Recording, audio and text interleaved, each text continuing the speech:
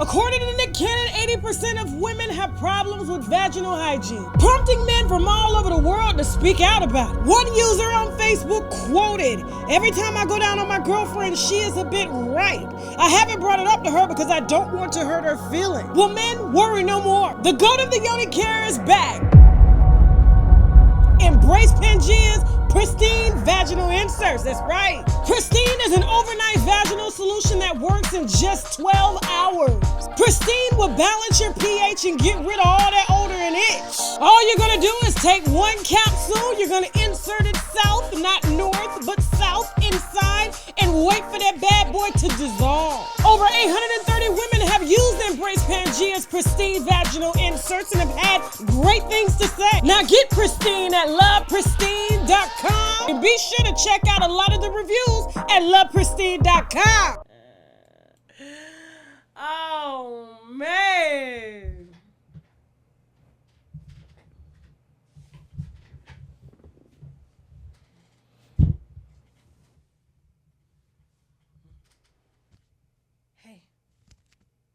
Hey, how they smell? How does it smell? Lick my feet, you bitch. Huh? You like feet? You like feet? You like feet all in your mouth, huh? Since you like to call people racist slurs and shove your foot in their mouth and say you want to shove your foot up a child's ass? Yeah, since you like feet? Now every time I look at him, he look like he smell like a foot. He look like a foot too. Look at his face. He look like a big toe. Yeah, so this is Murad Merali. Oh, we're going to start doing the stories on prominent YouTubers, not little YouTubers, okay? The ones that are on with this shit, okay? Now, Murad Merali grew pretty fast on YouTube, okay? He's been, doing commentary on celebrity gossip. Hell, did about 9-10 videos on me. You know what I love? Let me tell you what I love. I love when they do videos on me, right? And they just be going. They be going for about 2-3 years, right? Just going and going and going. They're like, bitch, I'm getting views off this bitch. I'm getting views. Channel growing, you know what I'm saying? I was just like, you know what? I can't even hate. But then when they shit come out, I always get the last laugh. I don't even be knowing who these are. Now, he was a big Love Island commentator. I mean, that was his way in. So he was doing the Kendall thing. You know how Kendall took on like the Love and Hip Hop franchise and start reviewing their shows. And this is where he was on his way too. And so Love Island is a pretty big reality show. And he's hanging out with some of the cast. He's interviewing the cast. While he's interviewing the cast, he's flying all around the world. He's in Dubai with his foot. Sorry, y'all. I got to. He's in Dubai. Every photo on his Instagram got his motherfucking feet in the photo. Because I used to wonder, like, why he always put his feet in the photo? He just like this. Imagine me as a creator. I'm talking mad shit about your favorite celebrities. And I'm a foot fetish prostitute. You can't make this shit up. You can't make this shit up. I get the last laugh. The last. He loves feet, and he loves to write and abuse the customers that are paying him and call them racist names and call them, C words and N words and things like that. You know what I'm saying? While he's servicing them with his feet. They have on masks. Obviously, these are rich men, and this is how he was able, as a YouTuber living in a flat in the UK, talking about Love Island and Tasha K. Fly from Dubai to Pakistan to Spain, you know what I'm saying, to New York, to Los Angeles, because he is the best foot prostitute in the business. Yeah. And he managed to live as a foot fetish prostitute while being an up-and-coming YouTuber, as if his foot clients weren't going to expose his ass. Like, who else would have exposed this shit? And it was right there in our fucking faces. If you go to Murad Merali's fucking Instagram, you're going to see all of his followers are foot fetish clients.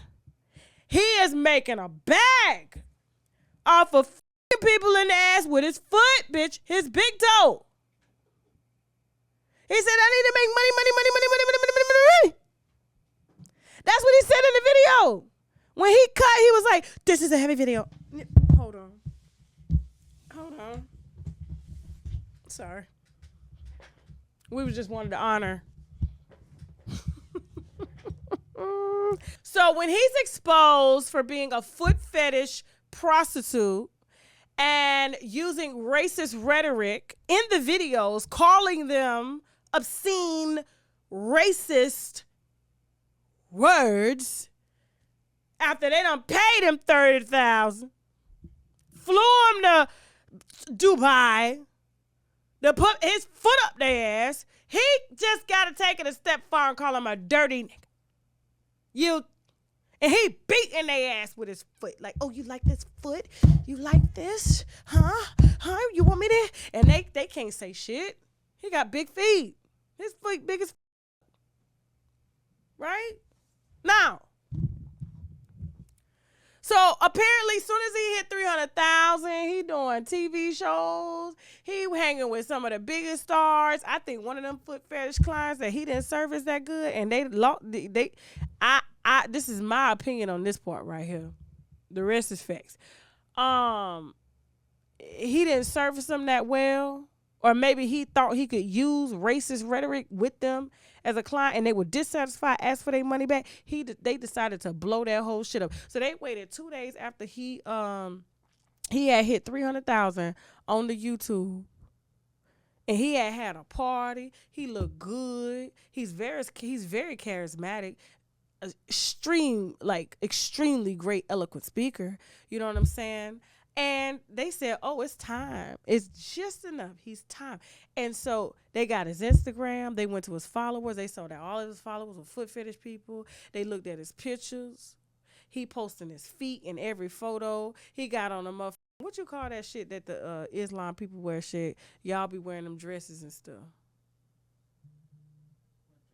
You know what I'm talking about. The prayer gowns.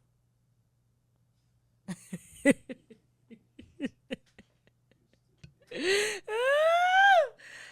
playing the prayer grounds, and he got the feet out, no drawers on, balls just slanging underneath, because he giving them feet and dick at the same time. What you want, the foot first, then the dick?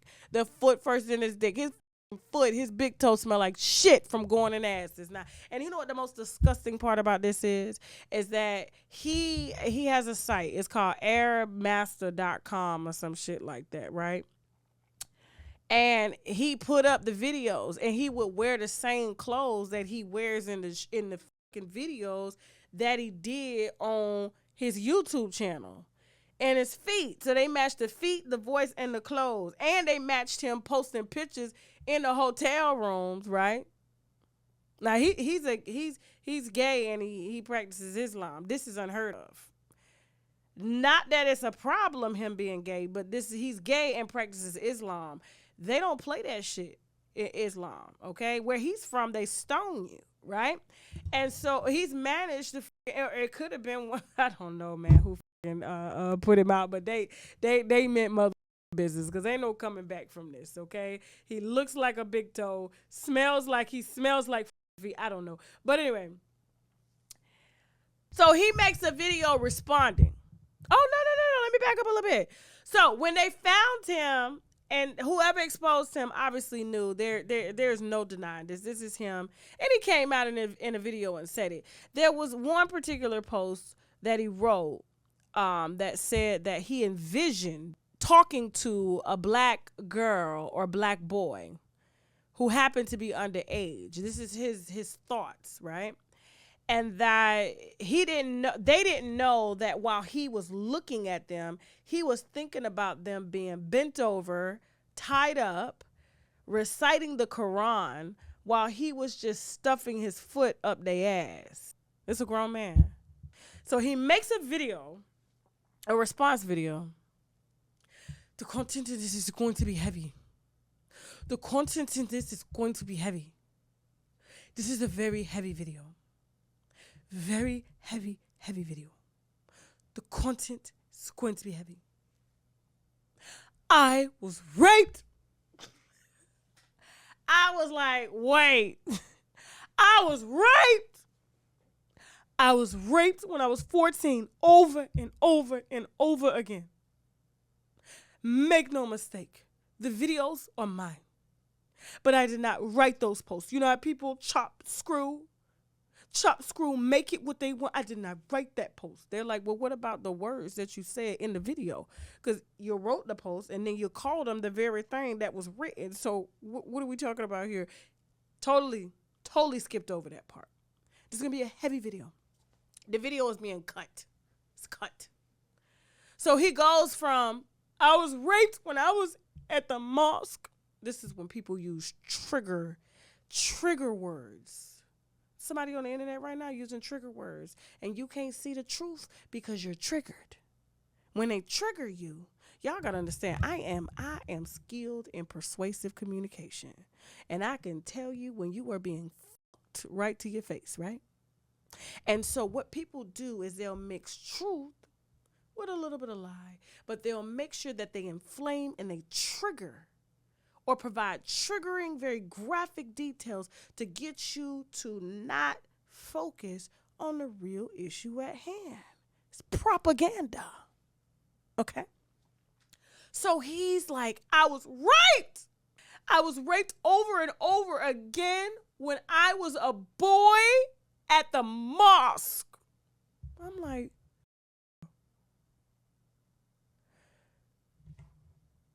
what does this have to do with you being a hypocritical celebrity gossip, reality commentator, foot fetish prostitute? I just needed to make money. I just needed to make a lot of money. So I just wouldn't go back to that place where I was raped over and over and over again in the mosque. Then he cuts and he's crying.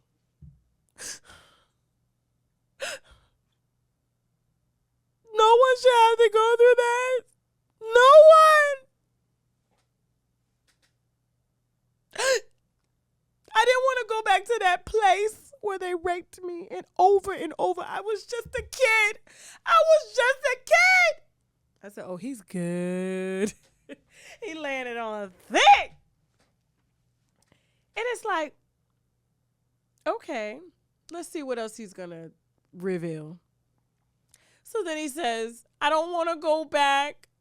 You don't understand. I was going to pray to God. And I was being taken to the back and raped over and over in my ass with a foot by the elders in the mosque. Now, Sheikh said the mosque is one room. He said women on one side, men on the other side. I ain't never been to a mosque. But Sheikh say in that culture, first of all, if one allegation is even made, you cannot survive off the allegation. So why would these grown men risk their lives molesting young boys in back rooms of mosques and they ain't got no mosque? So he's like, he's lying.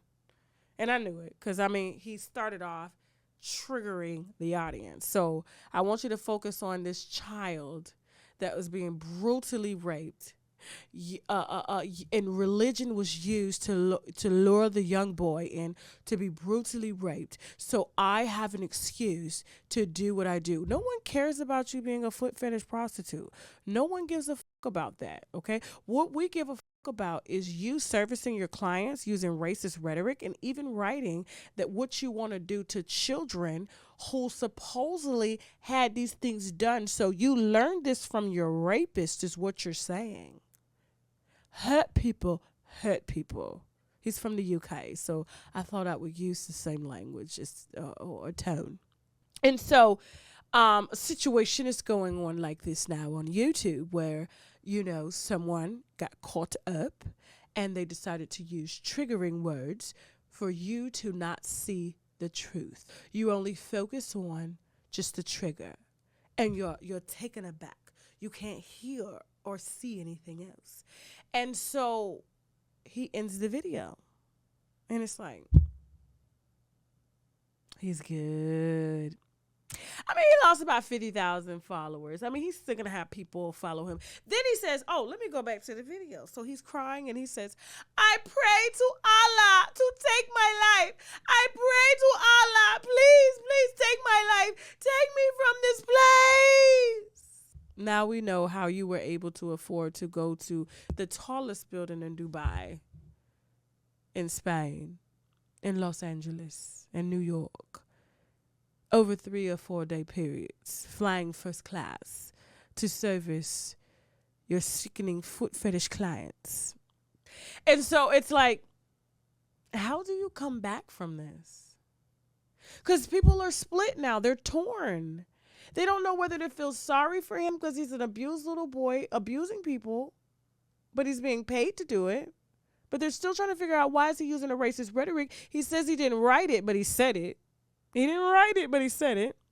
And how is it that you're able to sit on YouTube and be a commentator and tell me that I should be ashamed of myself for being the human being that I am, and I'm not around here servicing clients with my foot by night in the asshole and calling them racist names because it's a part of your contract, because you're a sick son of a bitch.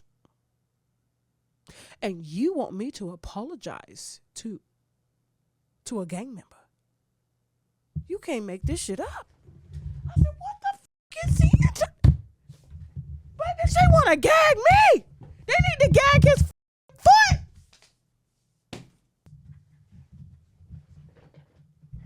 I just wanted to make money. I had to leave this place because I didn't want to go back